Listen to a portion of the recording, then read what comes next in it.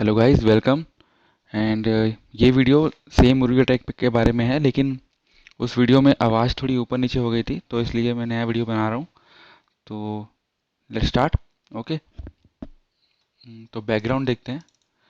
Background क्या था कि मैनी अटैक्स हुए थे पहले, और ऐसा नहीं कि ये पहला अटैक था। तो जैसे हम जानते हैं, गुरदासपुर में हुआ था, जहाँ पे 3 गनमैन ने अटैक किया था बस और पुलिस स्टेशन को, गुरदासपुर के। उसके बाद फिर पठानकोट एयरफोर्स स्ट्राइक। ये बहुत इंपॉर्टेंट है और बहुत ज़्यादा इसमें प्रॉब्लम हुई थी। 4 अटैकर्स मारे गए थे और 2 सिक्योरिटी फोर्सेस भी किल्ड हुए थे, ठीक है। और फिर देखिएगा, ये जो मेन जो पूरा मोमेंट जो है, मूवमेंट पूरा स्टार्ट हुआ, वो हुआ था 8 जुलाई 2016 में, जो killing of Burhan Wani, a militant leader popular with the youth in the state. During the protest at least 87 civilians have been killed, many were injured. तो इसका मतलब ये है कि बुरहान वानी जो था, उन्होंने मतलब बेसिकली, जैसे मीडिया ने बताया कि सेना को चुनौती दी थी एंड दिस एंड दैट। तो एक ऑपरेशन हुआ और एनकाउंटर में मारा गया। तो इसके लिए जो ये काफ़ी पॉपुलर था यूथ में कश्मीर के, तो वहाँ बहुत ज़्यादा एजिटेशन हो गया था, और लगभग 20,000 लोग आए थे जब इनका, इसको क्या बोलते हैं, दफनाया जा रहा था। तो ओके। तो अब हुआ क्या? ये जो हुआ था, ये उरी अटैक जो है जम्मू कश्मीर के पार्ट में है, ठीक है। सुबह 5:30 बजे 18 सितंबर को 4 हेविली आर्म टेररिस्ट आए और उन्होंने आर्मी ब्रिगेड के हेडक्वार्टर्स में अटैक किया, ठीक है। इन्होंने 17 ग्रेनेड्स 3 मिनट में दाग दिया, ओके। एंड ये जो टाइम था वो ट्रूप शिफ्ट का टाइम था, तो वेयर जहाँ पे 6 बिहार रेजिमेंट को 10 डोगरा रेजिमेंट वालों को रिप्लेस करना था, ओके। तो ये कहाँ से आए, क्यों आए, अभी भी क्या बोलते हैं, बिकॉज बहुत सेंसिटिव एरिया है एलओसी, यहाँ से मतलब इतना रेस्ट्रिक्शन रहता है।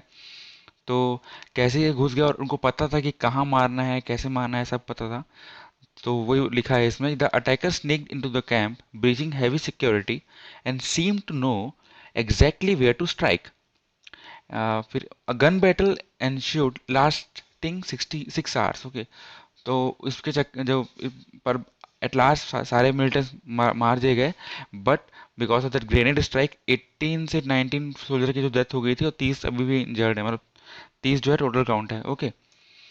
अब ये हुआ कि उसके बाद क्या हुआ, जैसे कि हम जानते हैं, पहले तो पूरी पॉलिटिकल स्टेटमेंट्स आई, मिनिस्टर्स और ऑफिशियल्स इन सब लोगों ने रिव्यू किया बात को, ठीक है। अब नेशनल इन्वेस्टिगेशन एजेंसी ने क्या किया, एफआईआर फॉर्म किया रिगार्डिंग द अटैक, और वो इन्वेस्टिगेशन जम्मू कश्मीर पुलिस से ले ली 20 सितंबर को। पाकिस्तान ने क्या किया, पाकिस्तान ने सारे एयरलाइंस कैंसिल कर दिए बिकॉज फ्रॉम कश्मीर के लिए, ओके। अब इंडियन पॉलिटिशियन पब्लिक फिगर ने कंडेम किया, मिनिस्टर ने रिस्पॉन्ड किया, राजनाथ सिंह ने अपना रशिया का दौरा रद्द किया था, ठीक है।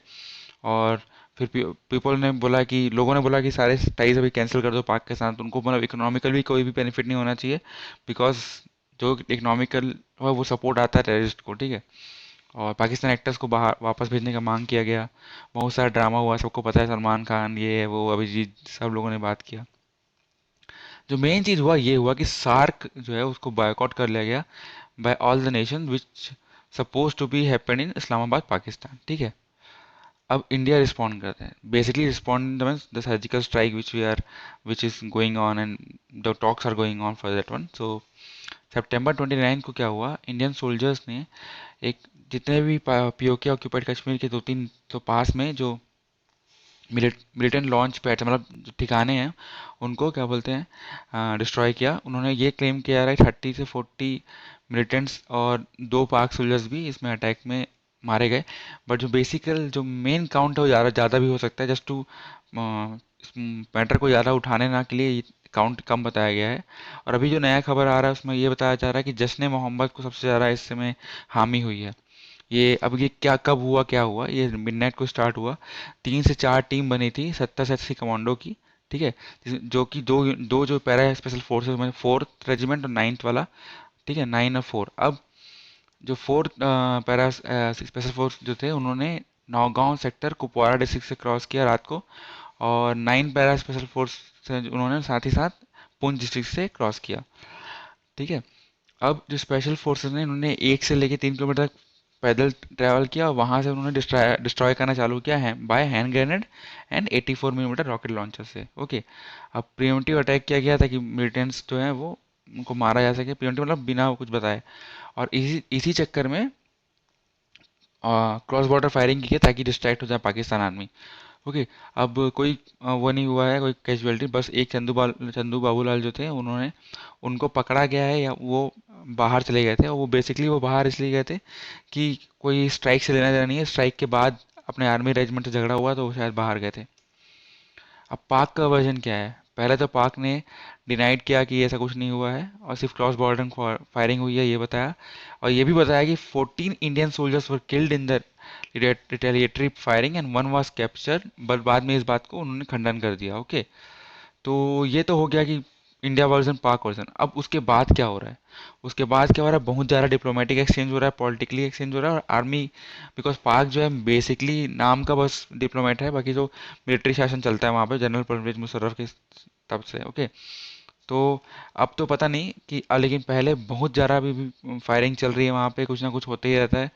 एंड पाकिस्तान सोल्जर जो बोल रहे कि वो अंडर फायर, उनको क्रॉस बॉर्डर फायरिंग हुई भीमबार में तो उन्होंने रिस्पॉन्ड किया, पूंछ में भी फायर हो रहा है। ठीक है। और लेकिन बीएसएफ वाले बोल रहे हैं कि ये अनमैन्ड एरियल व्हीकल्स दिखते हैं इनको रात को, ताकि इंडियन आर्मी का पिन पॉइंट लोकेशन पता कर सकें इन लोग। तो this are all things are happening now also. ये 4 अक्टूबर अब 9th हो गया है, तो this is the latest information.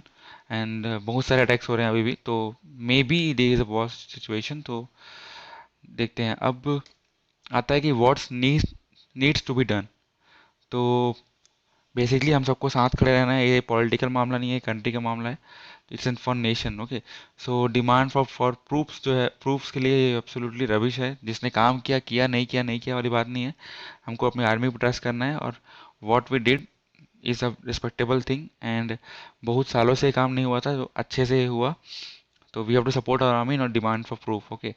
And it's not about the government this time, it's about the nation now. So जितने भी लोग सोच रहे हैं कि मतलब जो कांग्रेस और आपकी पार्टी है ये सोच रहे हैं कि बीजेपी वाले पॉलिटिकल इसमें पकड़ ले लेंगे, तो वो सब अभी नहीं सोचना चाहिए। बिकॉज पॉलिटिक्स तभी रहेगा जब नेशन अच्छे से रहेगा। तो ये तो कॉमन सेंस है, पता नहीं उन लोगों में क्यों नहीं आता। और डिनाई और कॉन्टेक्ट फ्रॉम पाक, basically for now deny the contact from पाक, सो दैट उनको हम लोग की तरफ से कोई इकोनॉमिकली बेनिफिट ना हो। ठीक है। We don't have any discrepancy with people there, but the economy should not be grow because of us. So because ऐसा नहीं है कि हमको नहीं चाहते, बट वो इकोनॉमी का जो ग्रोथ है वो कहाँ पर जाता है सबको पता है। तो ये एक तरह से आइडिया था, मैंने पेपर में पढ़ा था कि give them 3 months to completely vanish the terrorist group, if not then we will try our own methods. Okay. तो एंड द लास्ट थिंग हम सब चाहते हैं कि अवॉइड वॉर जो है वो अवॉइड हो। Okay. So guys this is again the video. तो हमको पता है मैंने सिर्फ इस कारण किया क्योंकि इसमें आवाज़ नहीं आ रही थी, पिछले वीडियो में मैंने चेक किया। तो this is the video and best of luck. Thank you. Please subscribe, like and share. See ya. Bye bye.